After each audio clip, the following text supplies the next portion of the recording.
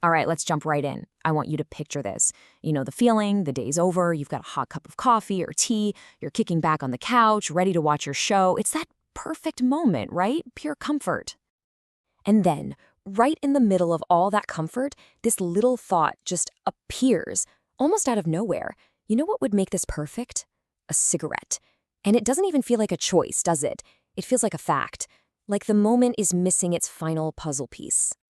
But hold on a second. We gotta ask, is that feeling real? Is it a genuine part of relaxing? Or is it something that's been, well, trained into you? Something that was built bit by bit until it just felt like it was always a part of the package? So, that's what we're gonna unpack. Why does that urge feel so strong, so built in? To get to the bottom of it, we have to look under the hood, See the hidden gears that are turning in the background.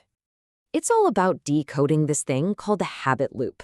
We're going to pull back the curtain and see exactly what's driving that feeling.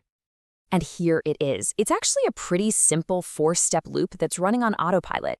First, you get the cue. That's the TV, the coffee, the feeling of relaxing. That cue triggers the craving. Your brain basically sends up a little flag saying, hey, something's missing here, which of course leads to the response. You go and light up a cigarette to enhance the moment. And boom, the reward. That little hit of dopamine that tells your brain, yep, see, that was it. The cigarette made it perfect. And the loop gets stronger. Now, here's the thing. This loop didn't just appear out of a thin air. Oh no. It had architects. There were forces both inside your own head and out in the world that worked together to build this thing, brick by brick. Let's start with the internal architect, your own brain. It does this clever little thing called brain bundling. Basically, it's like a master chef taking a few good ingredients and combining them into one amazing dish. It links multiple rewarding things together into a single high-pleasure package, making them feel like they just belong together. And this is exactly how it plays out. You've got the stimulation from the coffee, right? Then you've got the sharp dopamine hit from the cigarette. And on top of that, the comfort and distraction of the TV. Your brain doesn't see 3 separate things. Nope, it bundles them all up into one big reward moment. It learns to expect the whole package every single time. And here's the kicker. Because of this bundling, the cigarette shows up like it's a founding member of the club, like it belongs there, but it never did.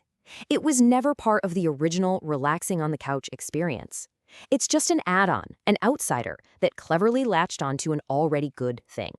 Okay, so that's the inside job, right? Your brain doing its bundling thing.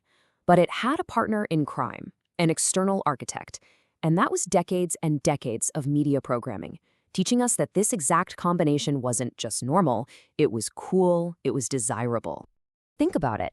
How many times have you seen it in movies? The cool, sophisticated character, thinking deep thoughts with a coffee in one hand and a cigarette in the other. We were sold this myth. Cigarette plus drink equals calm and cool. But the reality? It's so much simpler. The calm was never in the smoke. The calm came from just stopping, from taking a pause, from the warmth of the mug in your hands. So you've got this powerful illusion, built by your brain and by culture. How in the world do you break it? Well, it's simpler than you think. You just run a little experiment on yourself. See what happens when you just don't. The next time you're in that moment, just observe. And you'll start to notice something incredible. That tea, it's already soothing.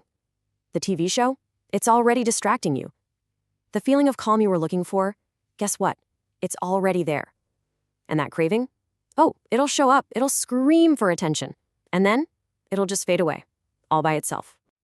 And that's when you have the big aha moment. The feeling you thought was pleasure from the cigarette, it wasn't adding joy. Not at all. It was just quieting the discomfort, a discomfort that only exists because of the addiction. It's like scratching an itch. The pleasure isn't the scratch itself, it's just the relief from the itch. You're not creating a positive, you're just canceling out a negative that the cigarette itself created in the first place. And once you truly see that, really see it, the illusion shatters. The spell is broken. You realize that everything you needed for that moment of comfort, it was already there. You had the tools all along. That simple, warm cup of tea, yeah, that was enough. That feeling of just pausing, sitting down, and getting lost in a show, it didn't need any help. The moment itself was enough. And the biggest realization of all, you didn't need an enhancement. You didn't need anything to make the experience whole. You were enough. So when you see how this one little loop works, it makes you wonder, doesn't it? What other illusions are you living with? What other automatic urges are just really well-trained habits in disguise? And what other moments in your life are already perfectly whole, just waiting for you to notice?